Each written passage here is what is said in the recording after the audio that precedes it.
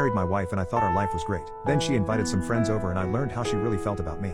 Last year I married my wife, and I thought everything was going well. I took her out on dates, had intimacy with her, nothing too crazy, just enough to keep us both satisfied, and tried to spoil her as much as I could with breakfasts, flowers, and anything else I could think of. She was the first person I'd ever been with and she told me I was her first as well. That made our bond special, and I eventually decided to put a ring on her finger. Fast forward to the other day when I realized things weren't as perfect as I thought they were. My wife had invited some of her girlfriends over for wine and gossip. I was the only man in the room, but I did my best to fit in. After a couple hours of drinking, I pretended that I was getting too drunk and went to sleep. I wasn't having a bad time or anything. I was just uncomfortable being the only guy around for girl talk and wanted an excuse to let my wife socialize with her friends without me around. At some point during the night I woke up and went back downstairs for some water. My wife and her friends were still up, but by that point they were so wasted that they could barely sit up straight. While I grabbed a glass of water, I realized that they were talking about me, and the things they were saying were less than flattering. One of her friends was going on about how I was weak, submissive and wasn't a man, and how she felt bad that my wife had to wear the pants in our relationship when that wasn't her job.